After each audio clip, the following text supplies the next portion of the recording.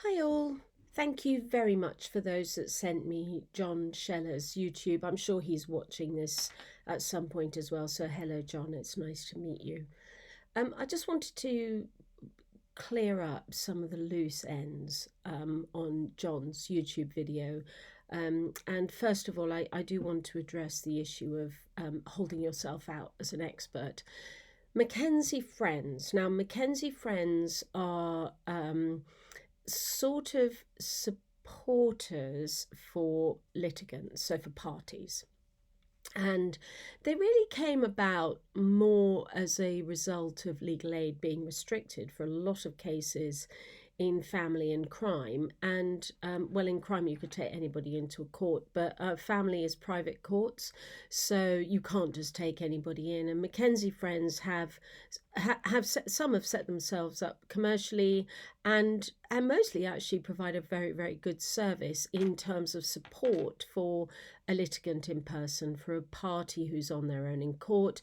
They are supporters, they are emotional support primarily, and then they do a little bit of note taking, and they can suggest things that the litigant in person does, like suggest a question or suggest an answer. They're not advocates, they're not litigators, they're not allowed to do either of those things. They can discuss with barristers outside court on behalf of their client. I've dealt with many McKenzie friends in my time, and they're a valuable part of the system. However, they are not lawyers. They are court assistants. They are quite often paid for privately by the litigant.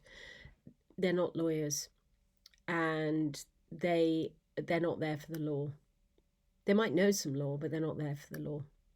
And a McKenzie friend, like anybody, is not entitled to conduct litigation on behalf of anybody.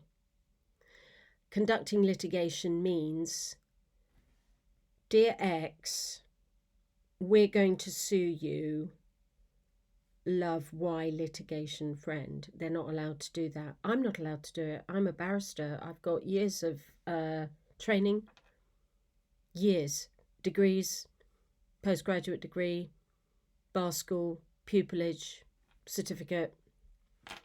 I'm not allowed to do that because I'm not a litigator. That's what solicitors do. I could be a litigator if I fancied it, but I don't, because I don't want to write letters for people. My job is an advocate. So I do written advocacy in my own name, and I stand up and do advocacy in court. I run trials, basically. So McKenzie friends aren't allowed to litigate. If you ever received a letter from a McKenzie friend, you know they can't litigate on behalf of their client. It's a no-no. It's a criminal offence. So if you get one of those letters, in the bin, not allowed. They can fill in the letter, but it has to be signed by the party. They can fill in the court form, but it has to be signed by the party. The only people who can do that are solicitors. And like me, loads of money spent on qualifications in order to be able to do that. Always goes to a solicitor. Don't go to a McKenzie friend, honestly. Just go to a solicitor if you want to institute proceedings against somebody. Another point that came up is the constitution of GMC panels, and a suggestion that somehow the GMC has sort of pulled out its big guns against Dr Cartland. So lesson number one, availability is the primary skill set you're looking at here. Availability of the panel, availability of the barristers. So the identity of the person who is acting for the GMC against Dr Cartland goes down to which chambers he's in and who's available for that type of work for that length of time. It's a diary thing. Ditto the panel. There's a legally qualified chair, which is a really, really good thing. And this particular legally qualified chair is an exceptionally highly qualified criminal lawyer. That is really, really, really good for Dr Cartland. Okay, so the fact that the case presenter for the GMC is also ex-criminal, also very good, okay, because we work in a system in this country of very, very high standards of advocacy because we work in an adversarial system. And GMC, NMC, GDC, all of those regulator panels operate on the basis of the balance of probabilities being the standard of proof required. All these guys operate on beyond reasonable doubt, so they have really, really, really high standard they have to achieve, and are obsessed with defence fairness. We all are, by the way. Barristers at our hearts are defence minded.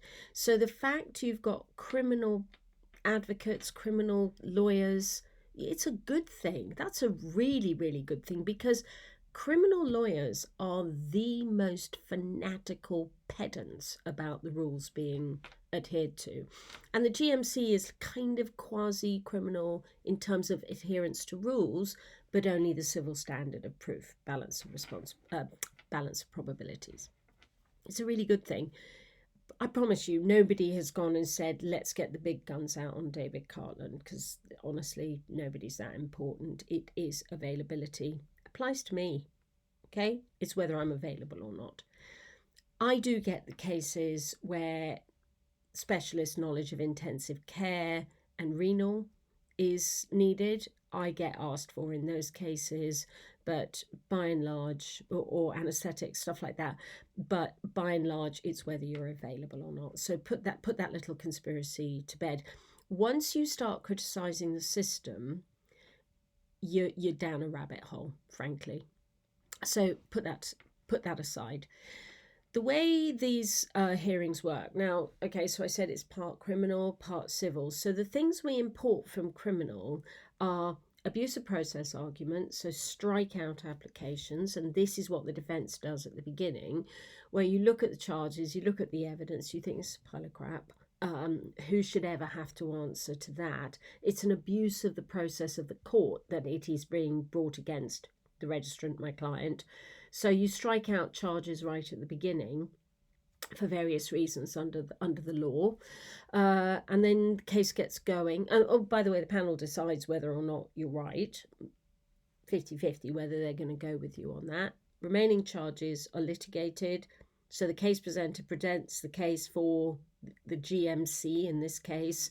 And at the end of the GMC case, by the way, the defence has the opportunity to come back and say, well, you haven't achieved your evidential hurdle at this stage, so my client's not going to be giving evidence on it, because frankly clients can duff themselves in, and it would be a bit risky to put them into cross-examination when the case isn't made out in the first place. So in that case, what we do is we have a no case to answer submission. Basically, in tribunals, they tend to not be that successful, because panels actually prefer to hear all of the evidence first, including the defence evidence. So whether or not some charges survive that no case to answer doesn't happen in every case, but if some survive, then it goes to the defendant having to give their evidence, the registrant and then their witnesses. For anybody who seems to think the most serious charges against a Dr. Cartland, are his conduct on Twitter, are gravely mistaken. A lot of the conduct on Twitter is conducted by trolls. He's got trolls, by the way, a lot of them, 250,000 in fact, and oh boy will they go at you if you even sniff criticism of Dr. Cartland. They're very loyal to their cause, let's just put it like that. And I have been on record to say that they are the ones that's put him where he is in the GMC, frankly, because if the whole behaviour of the body hadn't been as bad as it was, then I don't think he'd be here facing those charges at the GMC. But if you want to look at the really, really, really, really serious charges against Dr. Cartland, you have to delve into the charge sheet. It's in the public domain. Dishonesty. This is a career-defining charge, okay? I've said this before. Dr. Cartland has confronted me privately over this, and I've tried to explain to him, and I failed. I tried to explain to him why I identified this as the most important. If I was him, I wouldn't be even remotely interested in the stuff about Twitter. I would have admitted half of them if I was him. Say, yeah, I did it. Okay, and big deal. let's talk about the dishonesty. I don't even know why these dishonesty charges are at the bottom. They should be at the top. They're buried. Dishonesty is a career-defining charge if it's found proven. Now, but it's a two-stage thing. First of all, did he do what he's accused of, namely producing false COVID exemption certificates so that people could travel? Okay, that's kind of basically what it is. And he's admitted that on Twitter. He's admitted doing it, but he then seeks to justify it, which is fine. That's his defense. He's saying, I wasn't dishonest. I was being ethical. I was being patient-centered. I was being compassionate. That's what he's saying. That's what he's always said, that it's not dishonesty. But the panel's got to be convinced that the circumstances around it, the reasonable person would take a view that it wasn't dishonest. And if there is an alternative explanation to dishonesty, they have to consider that. And the alternative explanation to dishonesty is, I was doing it through compassion because I didn't believe the COVID stuff, okay? And I was putting my patients above the COVID regulations. That's basically his defense. It's a decent defense. It attacks dishonesty because it's saying there's an alternative motivation. He's not gone around changing patient records after the event because somebody's dobbed him in or found him out. That's clearly dishonest. Or filling in dodgy certificates. That's clearly dishonest. What he's saying is, yes, I did it, but this is why, and dishonesty wasn't the reason why. And the panel will be really interested in his explanation for that, and then the cross-examination on it. That's the big one here, okay? And if anybody, McKenzie friend, tells you it's anything else, it isn't. It isn't about the safety or the efficacy of vaccines. It's got nothing to do with that. If you're interested in those cases, look at Sam White and wait and see what's happening with Dr. Malhotra.